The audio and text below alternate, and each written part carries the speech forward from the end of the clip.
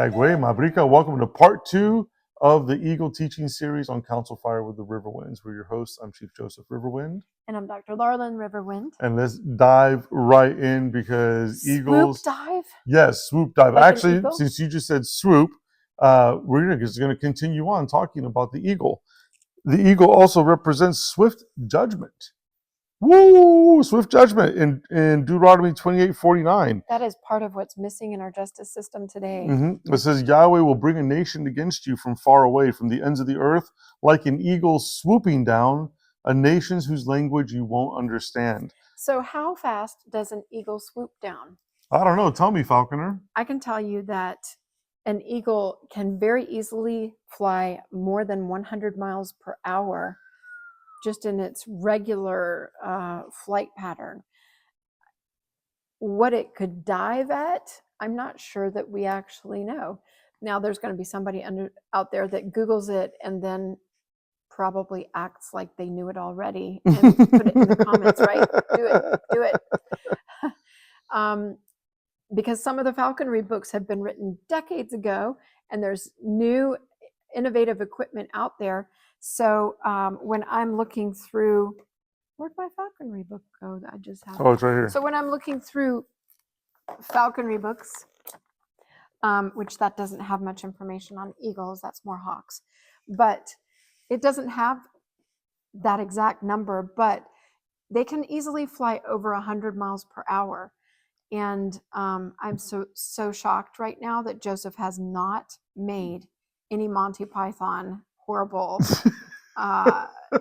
Because we're not talking about the airspeed velocity of an African swallow. We're talking about golden eagles who have, yes, up to a 200-mile-an-hour speed. Up to 200 miles an hour. Eagle, yeah. Okay. I was referring to bald eagles.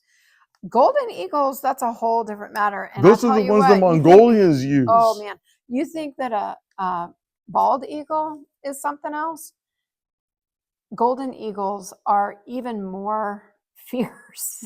Can you imagine that when Genghis Khan, he literally had a battalion of falconers that all they used were golden eagles from horseback. There's Mongolians that still carry this tradition to this day. Yes. Could you imagine being in battle and seeing hundreds of golden eagles which can pick up a bear? I mean, it'll take down a bear, right? Take down a bear. They can take down a bear. They've been documented. Bald eagles and golden eagles have been documented to take down enormous prey. For example, they can take down a horse, a bear, a human. And now they can only lift a little bit over their weight or a little bit more. A bald eagle can weigh about 12 pounds. But yet, if they get a fish that's a little bit more than they are, if they overestimate what they can do, they can actually drown. It can kill them. And so what we see in that is pride. Pride can take us down. Pride can be deadly. And so when we misjudge something that we're attacking, and when we misjudge a situation, it can cause destruction, even to ourselves. So may we not do that. May we not be greedy, because that's another thing in this picture here. Bald eagles do a lot of fishing, and it's best when they don't get their feathers wet, because it helps them fly better, and their goal is to just get their feet wet. But once a raptor locks its talons in on something, it's not that they're actually so greedy that they won't let go. The greed and the misjudgment of what prey they can take down actually occurs beforehand, and they're physically incapable of releasing and relaxing those muscles. It's part of what God has built into their system to be able to capture and for example, if they're killing a squirrel or a snake or something else, they physically cannot relax those muscles. There's adrenaline going and it's impossible. So those are locked. There are ways that you can Don't cause go a sticking release. your I'm not going hands. to even go. I'm just going to say, Don't, because don't its mess with beak. a raptor's claws. The claws are one thing where you have to worry about its beak. I mean, it has the crushing capacity just to hit you and break your bones with its beak. The beak is Much not less, nearly as bad as the much less the talons. tearing, but Yeah. the talons that have what, like thousands of Anyway, pounds of pressure yeah. per square inch. You don't want Well, to. Don't want to. If you happen to see it, just eagles. don't mess with them. Leave them alone. Yeah. Let them just detach themselves. We've seen videos of people trying to intervene. Don't do it. There's your native indigenous safety lesson for the day with eagles. Don't handle raptors. How about that? It takes a lot of training. Yeah, rebuke him. That's what Yeshua did. People are like, I really don't need that advice because I wasn't going to handle raptors. In Revelation, and also Revelation is also referring to the same beings, spirit beings that Ezekiel saw in his vision, where he saw one of the faces of the living creature was what? An eagle. And so we have the face of a man, the face of an eagle, the face of a buffalo, and the face of a lion. And so these are the living beings. Yeah, the living beings. Pretty amazing. I mean, of all the things that the living beings could have faces of, one of them is an eagle. I find it fascinating that it is considered an unclean animal according to the Lord, It's not still something to be eaten. It's in Revelation. It's still called unclean. But yet it's in the heavens. Mm-hmm. It's this special being that gets to be in the presence of the Almighty. And it's interesting how eagles have been used as standards and emblems that represent militaries: the Assyrians, the Babylonians, the Romans. Even the prophecy where it says in Deuteronomy, America is symbolized by the eagle. I don't see America in end time prophecy. I think I could possibly see it. Maybe in the scripture in Ezekiel where the eagle breaks off the top of the cedar. Well, here's transplants it. Okay, so I was going to bring that one up, and here's why I don't think it's America. Okay, why? Because the eagle that it describes there, especially when I'm reading it, let's read it, because this is a very, very interesting verse. Let me see, where did it go? Ezekiel. Oh, this is good. Okay, it's Ezekiel 17. No, go ahead and read it, and you're going to see why I think this is a different eagle. It starts with... Oh, where is it? At the beginning. Let's start. The word of Yahweh came to me, Son of man, pose a riddle and speak a parable to the house of Israel. Thus says Yahweh your Elohim, a great eagle with great wings, long pinions, and a full plumage of many colors, came to Lebanon and took away the top of the cedar. He plucked off the topmost of its young twigs and brought it to a land of merchants. He set it in a city of traders.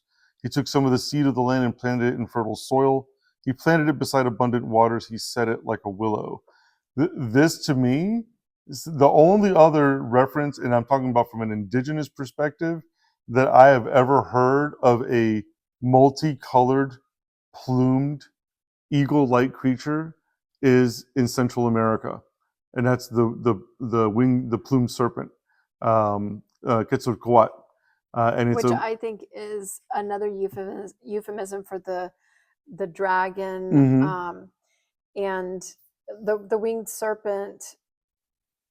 It just is very dragon-like to me. Yeah, and so this is, we find kingdom of light and kingdom of darkness applications to everything, and everything that's written in here could also be applied to that region of the world. We don't know. I don't know, but it's really interesting. I've wondered if it's the United Nations, or actually their predecessor, the League of Nations. The League of Nations, yeah. Because when you look at the League of Nations, they're the ones that signed the Balfour. They're the ones this is about sovereignty, yeah. That the Lord used to make Israel again in 1948. They signed it in 1947. It was one of the last things that the Leagues of Nations did before they're like, okay, now that we did that act that the whole world is going to hate us for, let's just fold up shop and rebrand as the United Nations.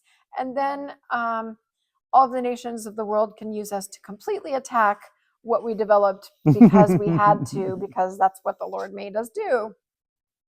Yeah. I mean, that's the way I see it. That was a great way of breaking it all down in a very short amount of So time. what do you think the eagle is? Put a comment below in So- this Ezekiel 17. So now let's jump to Revelation 8, verse 13. And this fascinated me when I looked at it the other day, just with just fresh eyes. You know, sometimes we read these things over and over and over again. And it says, "Then I looked and I heard an eagle flying in mid-heaven, saying with a loud voice, 'Woe, woe, woe to those who dwell on the earth because of the remaining blasts of the trumpet of the three angels who are about to sound.'" This blew my mind because it is an eagle that announces to the world that the trumpets are about to be blasted. And I think about like the traditional dancers when they blow their eagle bone whistle. You know, the warriors who've earned the eagle bone whistle, and the tradition of what it means to carry that whistle and why you blow that eagle bone whistle. And I think of the awakened giant of Native America, those who are saying the end is coming. We are doing that. We're telling people, listen, things are happening in the world. The trumpets are at the doorstep. we're seeing prophecy being fulfilled. There are many Native leaders out there, Native ministries, who are trying to wake some of the giants up. There's some who have already been awake and moving. There's some who've got a rekindled fire, and it's been incredible. There are eagles. I highly, highly encourage you to pray for Native ministries. We like Moccasins Across America is happening right now, and this was a vision given to a Navajo elder, and it was to, with moccasins, walk across America state to state and pray for our nation and for each state. You know, these are eagles that are going out and doing without fear, because that's something the eagle teaches is courage. The eagle teaches vision, being able to see from far away. The eagle teaches to rise above the obstacles that come at you and to go above and hold fast to what that vision is from far off until you get there and see that vision completed. So let's be clear. I don't think, the Lord wrote Revelation 8, 12 and 13 about the river winds. But I think there are multiple layers to Scripture. And I think that there are symbologies and euphemisms, and there are different layers of how things can be fulfilled. And I think it's interesting that the Lord is using First Nations people who highly revere the eagle as a symbolic, as symbolism concerning some of these things. You know, when we talk about the fact that the eagle means in Hebrew to protect through distancing, what I interpret through this New Testament verse about the eagle and this verse in Revelation is that he's saying, distance yourself from those things that are not of the Lord, because judgment is coming upon the earth. Protect yourself by distancing.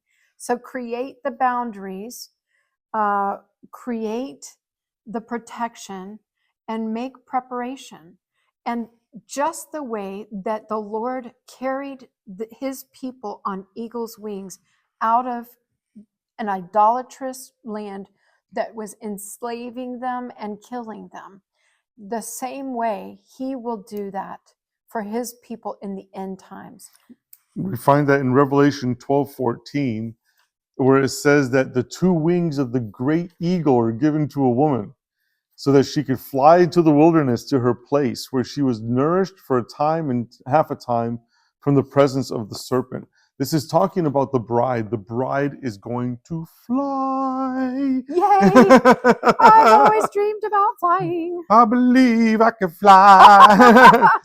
But how interesting is it that it's like the Creator is saying, I have borne you on eagle's wings. I have delivered you under the shadow of my wings. I have protected you under the shadow of my wings. I have swooped down like an eagle and brought judgment like an eagle under the shadow of my wings. But this time, I'm going to give you eagle's wings so that you can fly, so that you can get so far away from the attacks, from the serpent, from the assignments, so that for a times and a half, the bride is protected.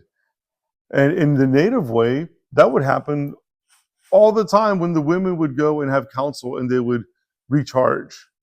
Yes, it is. So we've got a little bit more for you about the eagle. Join us for part 3. Se le Coca-Cola.